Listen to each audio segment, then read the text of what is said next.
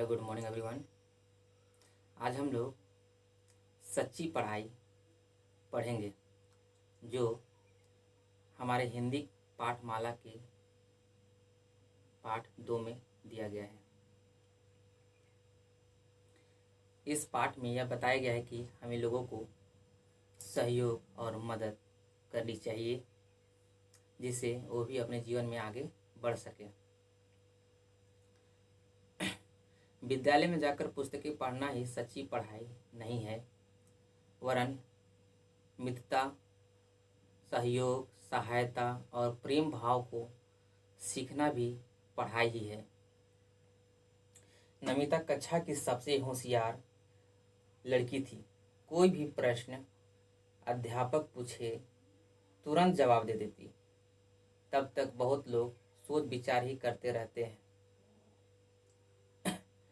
तब तक नमिता अपने अध्यापक का प्रश्नों का उत्तर दे देती। ठीक इसके विपरीत इंदु से जब भी कुछ प्रश्न पूछा जाता तो वह घबरा जाती और अपनी आंखें नीचे करके खड़ी हो जाती थी। कभी कभी तो उसे जोरों से डांट भी पड़ती थी। तब इंदु रोने लगती। यह सब देखकर नमिता को बिल्कुल ही अच्छा नहीं लगता था। अन्य बच्चे इंदु को धीमी आवाज में बुद्धू राम या फिसड्डी कहकर चिढ़ाते थे।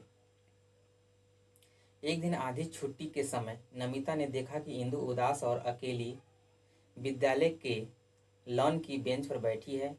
उसका टिफिन भी उसके पास रखा हुआ है, पर वह खा नहीं रही है, लंच नहीं कर रही है।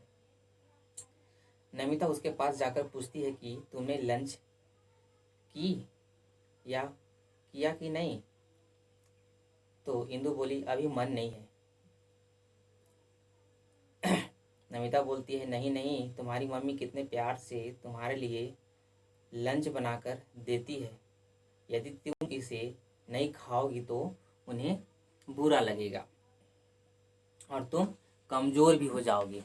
तब नमिता बोलती है कि ये बात तो ठीक है, पर मुझे क्लास में मेरे क्लासमेट जब बुद्धू राम और फिसड्डी कह के चिढ़ाते तो मुझे अच्छा नहीं लगता है।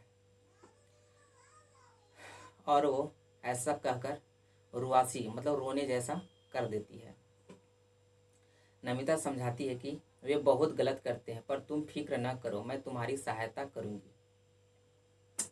सच, तब तो मेरी सारी मुश्किलें हल हो जाएगी, और जब कक्षा की सबसे होशियार लड़की मेरी सहेली बनेगी तो बच्चों की हिम्मत भी नहीं होगी मुझे कमज़ोर समझने की। नमिता बोलती, नहीं नहीं, मैं होशियार नहीं हूँ, बस किसी भी पुस्तक को ध्यान देकर पढ़ती हूँ, इसलिए सारे प्रश्नों का उत्तर दे पाती हूँ। तुम भी ऐसा कर सकती हो। सचमुच तुम तो परियों जैसी गुणवान और दयालु हो, ऐसा इंदु ने कहा। नमिता बोलती कि देखो, सच्ची पढ़ाई वही होती है जिसमें हम दूसरों को सहयोग कर सके, उसे आगे बढ़ने में अपना सहयोग प्रदान कर सके। मैंने जितने भी पढ़ाई की है, जितने भी मैंने पुस्तकें पढ़ी है, उन सभी में कहीं न कहीं दूसरों की सहायता व प्यार से मिलजुल कर रहने की बात कही है। सचमुच पढ़ने का शौक जो है निराला है। हाँ, एक चीज़ और आप लोगों को बता दूं कि आजकल बच्चे मोबाइल पर गेम आदि खेल कर दिल बहलाते हैं। इससे उनके दिमाग का विकास तो होता नहीं, उन्हें अच्छे विचार भी नहीं आते और न मिलते हैं, ऐसा नमिता ने कहा। ठीक है, अब मैं भी खूब पुस्तकें पढ़ूंगी, पर आओ हम दोनों मिलकर सबसे पहले लंच करते हैं, नमिता ने कहा।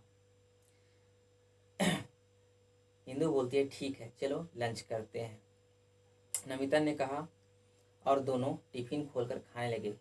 इस पाठ में यही बातें बताई गई है कि हम भी एक दूसरे को सहयोग करें और उसे भी आगे बढ़ने में अपनी हमसे जितना भी हो सके उसको सहयोग प्रदान कर सके, ताकि वह भी अपने जीवन में कुछ कर सके।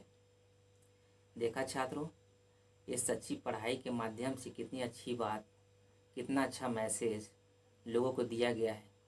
एक दूसरे को सहयोग करना, एक दूसरे से मिलजुल कर रहना, ये भी एक सच्ची पढ़ाई है।